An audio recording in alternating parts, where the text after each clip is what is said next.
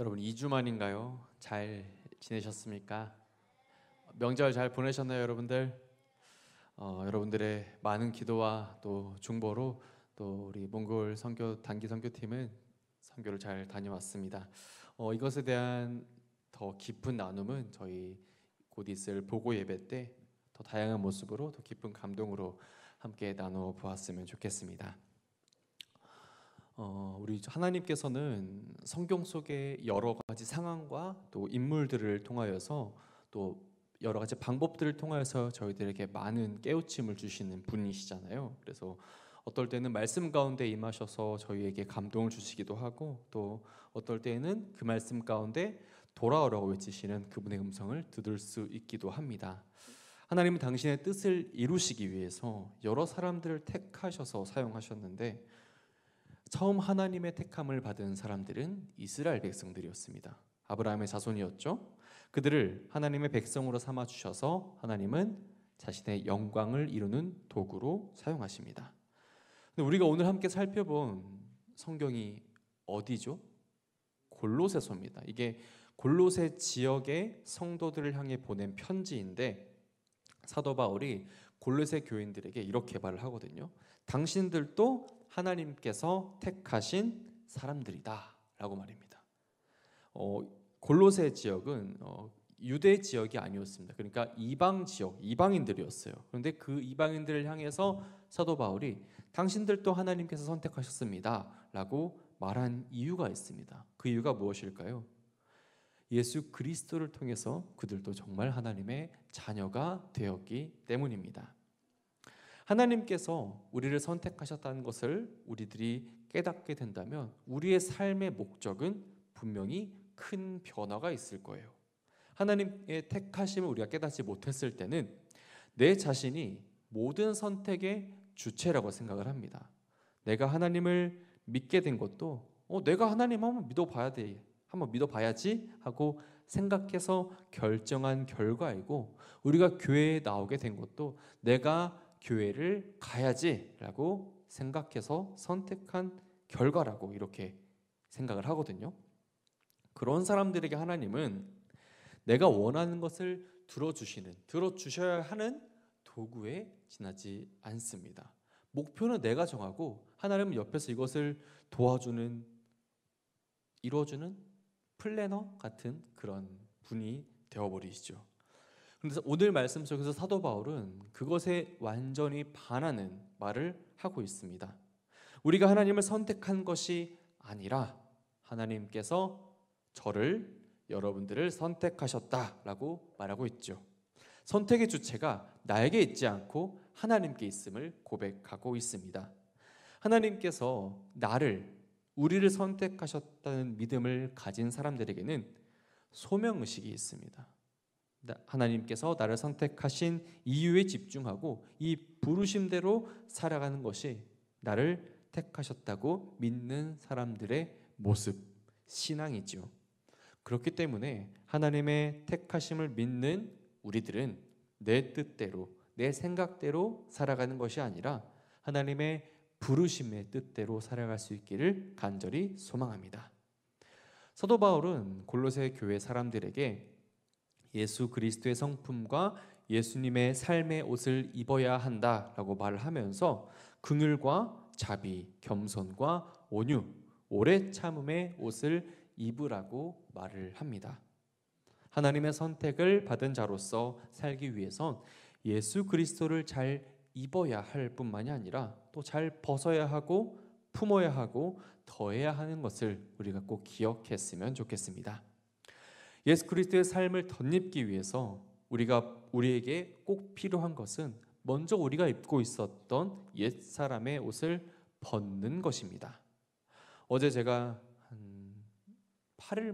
약 8일 만에 이제 아내랑 우주랑 같이 저녁을 먹고 돌아다니면서 이제 날씨가 좀 추워졌더라고, 생각보다. 그래가지고 이제 가을 상의를 사려고 돌아다니고 있었는데, 이제 우주가 제법 5살이 돼가지고 이제 지 할 말을 해요.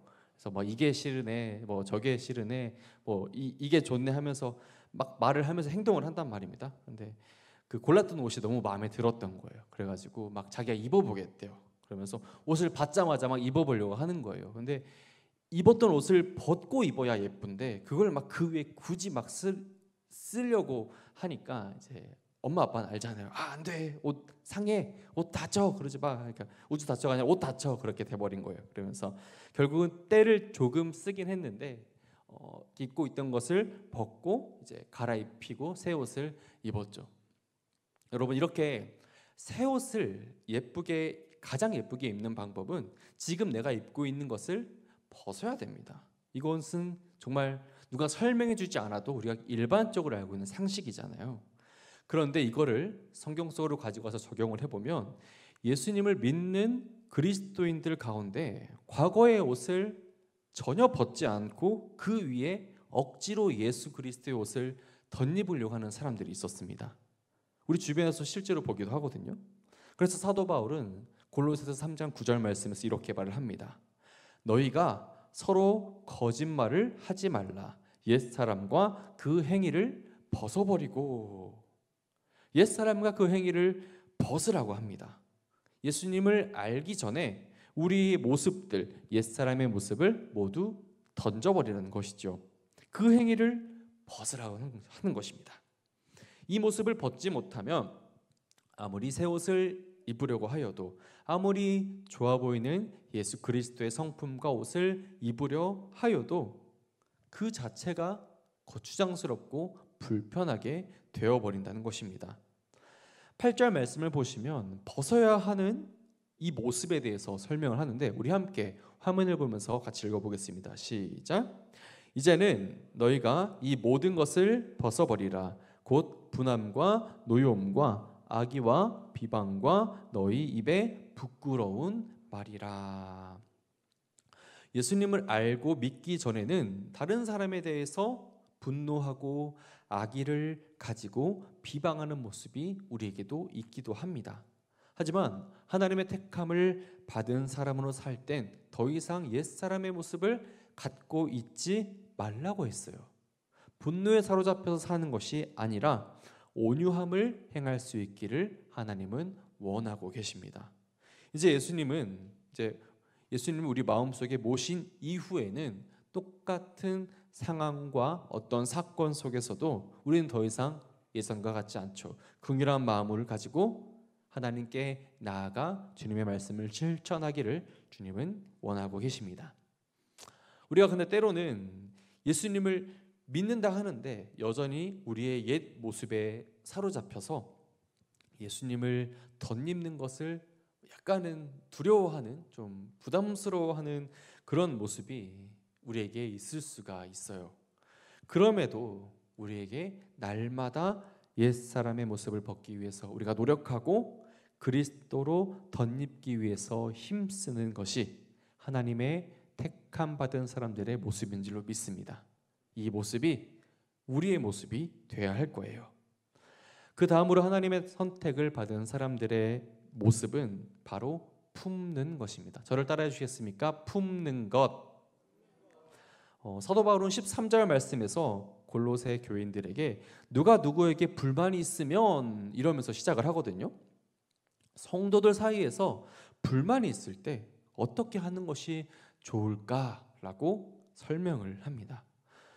우리 모두들의 관계가 사실 매 순간 매일매일이 즐겁고 행복하고 러블리하고 그랬으면 좋겠는데 꼭 우리 인생을 살다 보면 그렇지 않잖아요. 올라갈 때가 있으면 또 내려갈 때가 있고 막 이렇게 오락내락 하는데 서로 너무 좋고 너무 사랑하고 너무 존중하고 배려하기로 약속한 부부도 인생을 살다 보면 다투기도 하고 또 만족스럽지 못할 때가 분명히 있지 않겠습니까? 물론 제 얘기는 아니에요. 서로 사랑하고 너무 결혼을 했어요. 근데 평생 서로 만나기 전까지 평생을 살다가 만나서 결혼을 하다 보니 또 자라온 환경이 다르다 보니 생각하는 것과 또 여러 가지 순간에서 다른 모습이 보이기도 한다는 것입니다.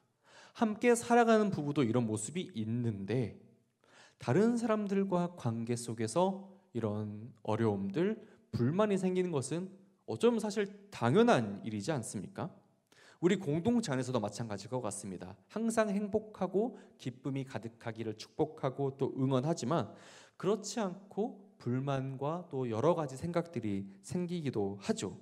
그리고 이런 과정을 통해서 우리는 더 단단하고 결속된 공동체를 이루어 나갈 것입니다. 불만은 어디서든지 생겨날 수 있어요. 가족 간에서도, 또 친구 간에서도, 뭐 연인, 부부, 뭐 회사, 뭐 직장, 당연하겠죠. 이것은 우리 교회도 예외가 아닙니다.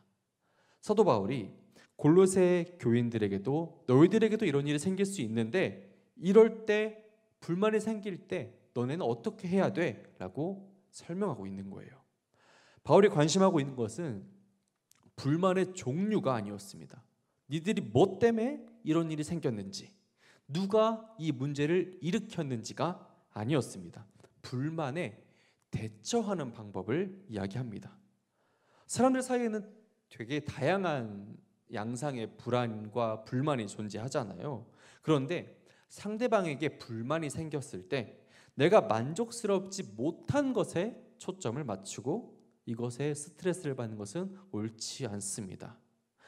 하나님의 택함을 받은 사람들은 서로에 대해서 불만이 생길 때 세상의 모습과는 조금 다르기를 원합니다. 그래서 사도 바울은 누군가를 향해서 불만이 생기거나 또 만족스럽지 않는 상황이 생겼을 때 어떻게 해야 할지를 명확하게 제시하는데 그것이 바로 서로 용납하고 피차 용서하라는 것입니다. 서로 간에 불만이 생겼을 때 이 불만을 품고 삭히는 것이, 이것을 불만을 가지고 삭히는 것이 아니라 이 사람을 품어주는 거예요. 가진 불만에 대해서 논쟁하고 싸우는 것이 아니라 이 사람을 품을 수 있는 아량과 사랑을 가지시기를 원하고 계셨던 것입니다. 어른이 어린아이의 실수를 보고 허물을 보고 품어주는 것처럼 어른의 마음으로 상대방의 잘못을 품고 함께 나아가기를, 용서하기를 원하셨던 것이었어요. 사도 바울은 다른 사람들을 품고 용서하십시오 라고 말하면서 이것의 모범으로 예수 그리스도를 말하고 있습니다. 우리 함께 13절 말씀을 같이 읽어보겠습니다. 시작. 누가 누구에게 불만이 있거든 서로 용납하여 피차 용서하되 주께서 너희를 용서하신 것 같이 너희도 그리하고. 아멘. 마지막 말씀이 주께서 너희를 용서하신 것처럼 너희도 그렇게 해라 라고 말하잖아요. 우리가 다른 이들을 용납하고 품는 것이 이것의 정답의 모습이 예수님께 있었습니다. 이 말은 이렇게 바꿔볼 수 있을 것 같아요.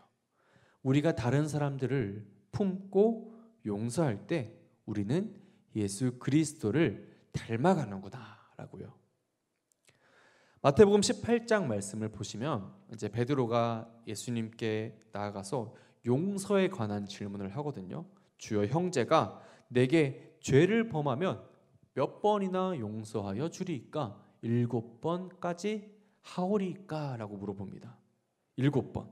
말씀을 잘 보시면 이제 베드로가 7번이라는 숫자를 이야기하는데 그 당시 사람들이 보통 좀 너그럽다, 관대하다라고 생각하는 용서의 횟수가 3번이었대요. 랍비들도 3번씩 용서하라고 했으니까.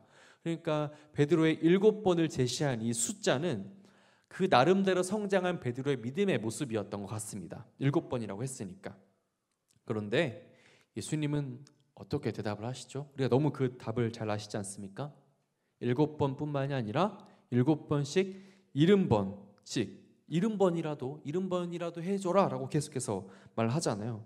이게 그냥 단순히 숫자로 뭐 500번에 가까운 용서가 뿐만이 아니라 그냥 끊임없이 계속해서 용서해라 라는 그런 의미의 말씀이셨을 것입니다.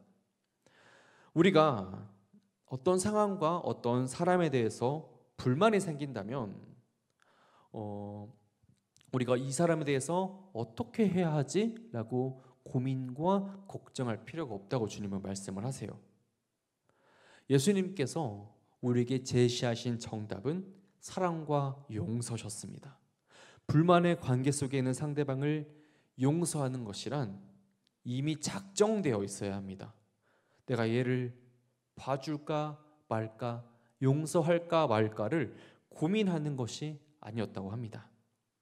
예수님께서 도저히 용서받을 수 없었던 우리를 위해서 십자가에서 죽으시면서까지 우리의 죄를 용서해 주셨던 것처럼 이제는 우리들도, 저와 여러분도 예수 그리스도의 모범을 따라 나에게 잘못을 한 사람들, 또 불만을 가진 사람들을 용서해 보시기를 바랍니다. 하지만 예수님과 다르게 우리 이 땅에 살아가면서 여전히 서로 품지 못하고 용서하지 못하는 그런 모습들이 많이 있잖아요. 이 마음이 주님이 주신 마음이 아니라는 사실을 우리가 꼭 기억했으면 좋겠습니다. 서로를 비난하고 또 정죄하죠. 작은 허물도 굉장히 크게 키워서 사람들에게 상처를 주고 또 넘어지게 만들기도 하는 것 같습니다. 하지만 하나님의 택하신 사람은 예수님처럼, 예수님의 모습처럼 상대방의 허물을 품어주고 용서하는 사람이라는 사실을 반드시 기억하셨으면 좋겠습니다. 주님의 택함을 입은 사람은 예수님처럼 다른 사람의 허물과 또 용서를 하는 사람입니다. 이것을 품고 용서하는 사람이죠. 예수님께서 그렇게 보여주셨던 것처럼 우리도 서로 사랑하고 품어나갈 때 우리 또한 이제는 예수 그리스도의 모습으로 변화되어 가는 줄 믿습니다. 로마서 12장 19절 말씀입니다.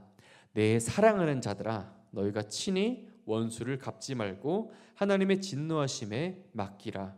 기록되었으되 원수 갚는 것이 내게 있으니 내가 갚으리라고 주께서 말씀하시니라. 아멘. 우리가 다른 이에게 불만이 생겼을 때 할 수 있는 것은 품어주고 용서하는 것이라는 것을 꼭 기억하십시오. 그리고 그 이후에는 이것을 갚는 것에 대해서는 하나님께 맡기라고 하셨습니다.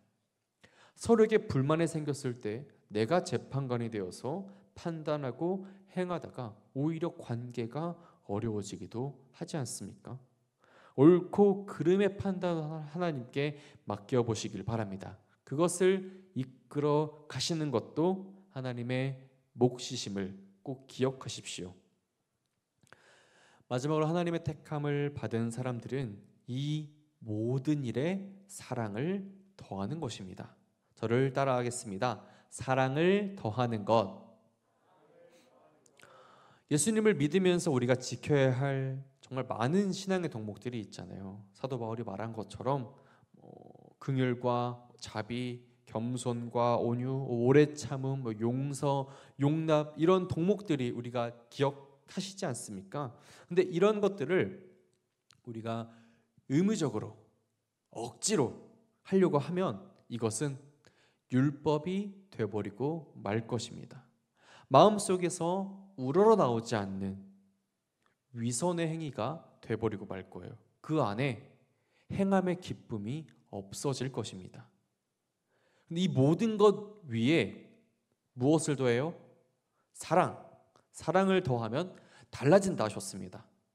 모든 일을 할 때 사랑을 더한다는 것은 바꿔 말하면 우리의 모든 행위의 동기가 사랑이 된다라는 그런 말씀이었습니다. 이 모든 것 위에 사랑을 더하는 것 역시 예수님께서 먼저 보여주셨던 일이었어요. 예수님께서 행하신 모든 일들은 죄인이었던 우리들을 사랑하셔서였기 때문입니다. 어떠한 대가도 바라지 않으셨고 그저 사랑하시기 때문에 때때로 제자들을 크게 꾸짖었던 것들도 그들이 미워서 정말 내 눈앞에서 사라져 버렸으면 좋겠는 마음이 아니라 그들을 사랑하시기 때문에 사랑으로 인한 것이었지 않습니까? 십자가에서 죽으신 것도 의무였고 강제가 아니라 긍휼과 자비의 마음으로 그 일을 감당하셨죠. 자신의 뜻은 굽히시고 아버지의 뜻에 순종하셨던 예수님의 이 모습을 기억하시길 바랍니다. 이 모습을 잊지 마십시오. 이 모습이, 이 사랑하는 모습이 저와 여러분들의 모습이 되었으면 좋겠습니다. 하나님의 택하심을 받은 사람들은 모든 일을 할 때 예수 그리스도와 같이 사랑을 동기로 합니다. 사랑이 근본이 되어야 하죠. 사랑으로부터 시작되어야 합니다. 여러분, 올해 우리 청년의 표, 새벽에 쓸 청년의 표 기억하십니까? 예수님 안에 우리 안에 예수님이잖아요. 우리를 사랑하시는 예수님의 그 모습을, 그 사랑을 항상 기억하셨으면 좋겠습니다. 사랑으로 시작하시고 사랑으로부터 모든 일을 여십시오. 앵무새처럼 사랑해요, 사랑합시다, 우리 서로 사랑합시다, 이렇게 구호처럼 외치는 것이 아니라 정말로 내 마음속에서 우러나오는 사랑을 해 보셨으면 좋겠습니다. 우리가 예수님 안에 사는 것은 내가 예수님을 선택한 것이 아니라 주님께서 여러분을, 저를 선택하셨기 때문이에요. 그리고 하나님은 당신이 택한 이 사람들이 하나님의 뜻을 따라가는 당신의 귀한 백성이 되기를 원하십니다. 우리가 하나님의 선택을 받은 자임을 드러내는 삶을 살기 위해선 우리들의 옛 모습들, 나의 여러 가지 인간적인 생각들, 여러 사람의 방법들을 버리고 벗어버리고 예수님을 옷 입어야 합니다. 그 마음을 품고 모든 것에 사랑을 더해야 합니다. 옛것을 버리지 못하면, 그대로 간직하고 있다면 아무리 새 것과 아무리 좋은 것을 입어도 덧입을 수 없습니다. 불편하죠. 맞지 않습니다. 우리가 육신의 욕망을, 우리 육신의 뜻을 버리지 못하면 예수 그리스도의 성품과 삶을 덧입지 못합니다. 잘 품으십시오. 서로에게 불만이 생겼을 때 이것으로 인해서 다툼이 시작되는 것은 옛 사람의 모습일 것입니다. 그럴 때 불만을 품지 않고 상대방을 품어주고 용서해 주십시오. 가장 중요한 것은 우리의 모든 것 위에 사랑을 더하는 것입니다. 아무리 외적으로 많은 사람들에게 귀감을 받고 또 훌륭한 일을 하고 사회에 귀감이 된다고 하더라도 이 모습이 사랑으로 근거한 일이 아니라면, 그 안에 사랑이 없다면 하나님께서 보시기에는 아무것도 아닐 것입니다. 내가 너를 모른다고 하신다고 하셨습니다. 우리가 사랑자로 잘 알려진 고린도전서 13장 말씀처럼 그 모습이 꽹과리와 같이 그냥 의미 없이 소리치는 그런 소음처럼 되어버릴 것입니다.